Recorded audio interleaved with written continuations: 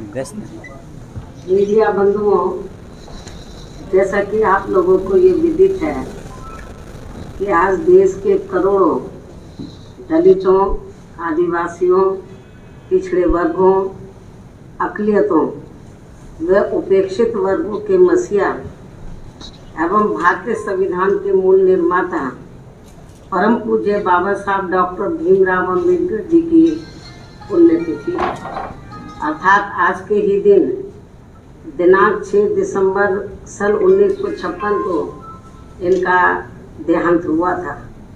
और आज इस मौके पर सबसे पहले मैंने अपने निवास स्थान पर इनको हार्दिक दिल से अपने श्रद्धा सुमन अर्पित किए, जिन्होंने अपनी पूरी जिंदगी अनेकों कष्ट झेलकर खासकर इन वर्गों के लोगों को अपने पैरों पर खड़ा करने के लिए समर्पित किया।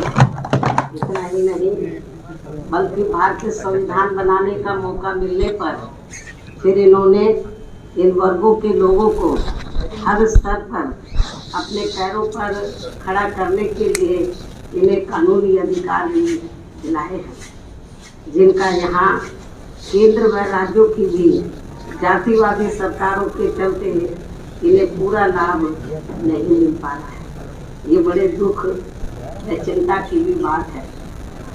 इसलिए बाबा साहब डॉक्टर भीमराव अम्बेडकर ने अपने जीते जी इन वर्गों के लोगों को कानूनी अधिकार दिलाने के साथ साथ उन्हें ये भी कहा था, यदि इन वर्गों के लोगों को भारतीय संविधान में मिले कानूनी अधिकारों का सही से पूरा लाभ लेना है तो इनको संगठित होकर केंद्र व राज्यों में भी राजनीतिक सत्ता की मास्टर चाबी खुद अपने हाथों में लेनी होगी। और इस बात का सबसे बड़ा सबूत यूपी में बीएसपी के नेतृत्व में रहा 4 बार का शासनकाल है। और इस दौरान बीएसपी ने प्रदेश के विकास व जनहित के असंख्य ऐतिहासिक कार्यों को करने के साथ साथ बाबा साहब डॉक्टर भीमराव अम्बेडकर जी को भी विभिन्न स्तर पर पूरा आदर सम्मान दिया है, जैसे विरोधी पार्टियां अभी तक भी आसानी से हजम नहीं कर पा रही है। ये सब किसी से छिपा नहीं है। और आज उत्तर प्रदेश सहित पूरे देश में बीएसपी के लोग जिस भी रूप में व जिस भी स्तर पर अपने ऐसे महान व्यक्तित्व व मसीहा की पुण्यतिथि का कार्यक्रम आयोजित करके इनको अपने श्रद्धा सुमन अर्पित कर रहे हैं, तो उनका मैं पूरे तहे दिल से आभार प्रकट करती हूँ। इसके साथ साथ यहाँ मैं ये भी कहना चाहूँगी कि देश में संकीर्ण व जातिवादी सोच रखने वाली ऐसी पार्टियां व संगठन आदि भी हैं, जिन्होंने बाबा साहब डॉक्टर भीमराव अम्बेडकर की मानवतावादी सोच व संघर्ष का हमेशा विरोध किया है तथा उनकी घोर उपेक्षा भी की है। लेकिन अब वे अपने राजनीतिक हित के लिए दिखाती व बनावटी प्रेम के रूप में मजबूरी में उन्हें याद करते हुए हमें नजर आ रहे हैं। यह उनकी इसी मजबूरी का ही नाम बहुजन समाज पार्टी है, जिसकी स्थापना के बाद से ही देश में टूटे व बिखरे पड़े हुए करोड़ों दलितों, आदिवासियों, अन्य पिछड़े वर्गों तथा धार्मिक अल्पसंख्यकों में से विशेषकर मुस्लिम समाज के लोगों को भी इस पार्टी ने बाबा साहब की सोच के मुताबिक चलकर इनको इनके वोट की शक्ति व राजनीतिक महत्व के प्रति जागरूकता पैदा करके उन्हें उनके अस्तित्व तथा उन्हें गुलाम मानसिकता से भी काफी कुछ आज़ादी दिलाई है। इसलिए बाबा साहब डॉक्टर भीमराव अम्बेडकर को दिल जान से चाहने वाले उनके खासकर बीएसपी मूवमेंट से जुड़े करोड़ों लोग देश भर में आज उन्हें केवल नमन व याद ही नहीं कर रहे हैं, बल्कि उनके अति महत्वाकांक्षी आत्मसम्मान व स्वाभिमान के मूवमेंट को पूरे समर्पण के साथ आगे बढ़ाते रहने का संकल्प भी ले रहे हैं, तैयार भी कर रहे हैं। इसके साथ ही बीएसपी का संघर्ष व मुख्य लक्ष्य बाबा साहब डॉक्टर भीमराव अम्बेडकर के अति महत्वाकांक्षी आत्मसम्मान व स्वाभिमानी मूवमेंट तथा उनकी समतामूलक व न्यायपूर्ण सोच को देश में जिंदा रखने व उसे आगे बढ़ाने का मूवमेंट भी है, जिसे कभी भी कम करके नहीं आंका जाना चाहिए। और ये कारवां बाबा साहब का, और ये कारवां न रुकने वाला है और न ही झुकने वाला है, बल्कि बाबा साहब डॉक्टर भीमराव अम्बेडकर के चट्टान जैसे मजबूत इरादों की तरह पत्थर काट कर अपना रास्ता खुद बनाने वाला है, जिसके नेतृत्व पर लोगों को हमेशा पूरा विश्वास रहा है। परंतु दुख इस बात का भी है कि कुछ लोग व संगठन अपने थोड़े थोड़े निजी स्वार्थ की खातिर खासकर दलितों, आदिवासियों, पिछड़े वर्गों व अन्य उपेक्षित वर्गों के वोटों को बांटकर बाबा साहब की मूवमेंट को कमजोर करने में लगे रहते हैं।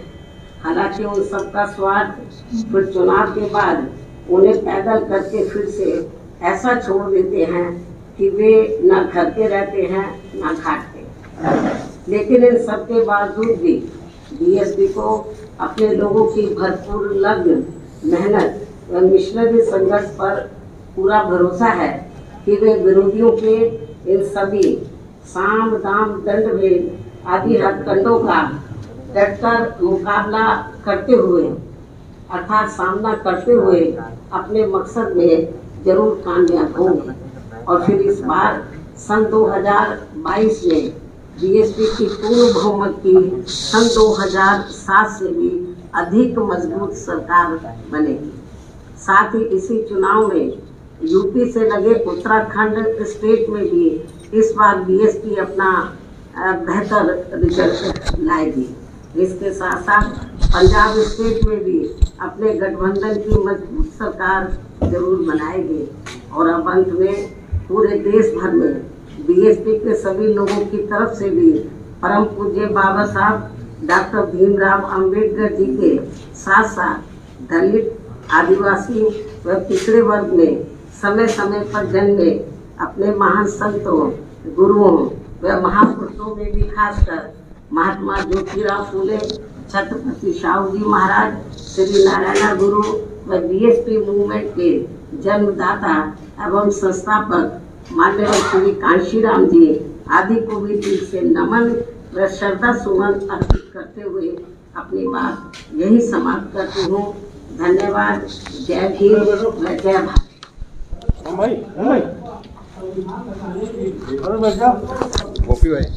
केवल रिलीज करना पार्ट 1 ले लें। सड़कों पे उतरने से काम नहीं चलेगा, सत्ता परिवर्तन करने से काम चलेगा। जब सत्ता परिवर्तन हो जाएगा तो संविधान बच जाएगा। सड़कों पे उतरने से सत्ता में बैठे हैं बाबा साहब डॉक्टर अम्बेडकर के विरोधी लोग, तो लेकिन हम सड़कों पे उतर के क्या करेंगे, क्योंकि हमें सत्ता परिवर्तन करना होगा।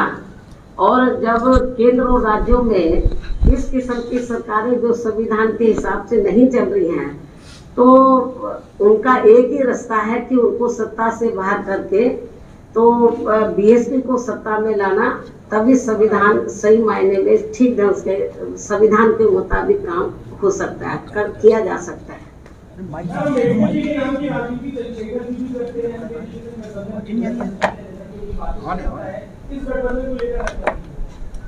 ये तो यूपी की जनता अच्छी प्रकार से देख रही है और ये भी जनता को मालूम है कि ये गठबंधन करने वाले लोग जो विजय रथ यात्रा निकाल रहे हैं, तो अभी तो विजय मिली भी नहीं है इनको।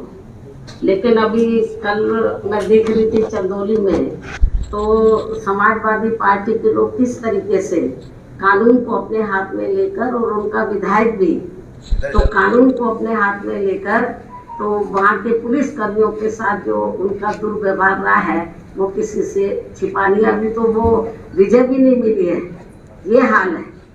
तो जनता क्या देख नहीं रही है? तो इसलिए चाहे गठबंधन कर ले, कुछ भी कर ले, जनता को ये मालूम है कि सपा के शासनकाल में तो गुंडागर्दी, माफियागर्दी चरम सीमा पर थी, और बीएसपी के शासनकाल में हर मामले में, हर स्तर पर कानून द्वारा कानून का राज चलता था। तो ये भी आप लोगों को मालूम है, मीडिया बंधुओं को अच्छी प्रकार से मालूम है। चाहे आज भारतीय जनता पार्टी कहे कि हम कानून द्वारा कानून का राज कायम करके चल रहे हैं, ऐसा कुछ भी नहीं है। जमीनी हकीकत में कोई दिन ऐसा नहीं जाता। यूपी में 75 जिले हैं, जिस दिन खास तौर से जो दबे कुचले लोग हैं, वीकर सेक्शन के लोग हैं, उनके ऊपर जुर्म जाति किसी न किसी रूप में जरूर होती है। मीडिया को ये लोग मैनेज कर लेते हैं। मीडिया में तो बहुत कम रिपोर्ट आती है जुर्म जाति की, वर्तमान सरकार की भी बहुत कम आती है, आटे में नमक के बराबर, और बहुत ज्यादा जुर्म जाति हो रही है, ये किसी से छिपा नहीं है। ठीक है। यूपी के अलावा उत्तराखंड और पंजाब में सभी सीटों पर चुनाव लड़ेंगी या कुछ गठबंधन के आधार है? देखो, उत्तराखंड में बीएसपी अकेले अपने बलबूते पर चुनाव लड़ेगी, और पंजाब में तो हमारा जो है शिरोमणि अकाली दल से गठबंधन हो गया है, तो वहाँ हम लोग गठबंधन करके वहाँ पर पंजाब स्टेट में चुनाव लड़ रहे हैं।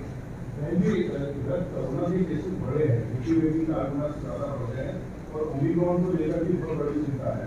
ऐसे में आने वाले चुनाव की तरह से होने चाहिए, उसके लिए आपके क्या सुझाव होंगे? ये तो मुख्य चुनाव आयुक्त को देखना है, केंद्र और सूबे की सरकार को देखना है कि वो क्या गाइडलाइंस तैयार करते हैं। और मेरा तो यही कहना है, जो भी गाइडलाइंस आती हैं तो उसके हिसाब से जनता को चलना चाहिए, क्योंकि ये जो तीसरी बीमारी है तो ये फिर से मुंह फाड़े हुए है, और है कोरोना नया रूप है। तो इसलिए मैं समझती हूँ कि मेरे तो यूपी की जनता से नहीं, जहाँ जहाँ भी चुनाव हो रहे हैं जिन जिन राज्यों में, तो उनको भी मुख्य चुनाव आयुक्त की, केंद्र की सरकार की, वहाँ के जो राज्य सरकार है उनकी जो भी गाइडलाइंस आती है तो उसको फॉलो करना चाहिए।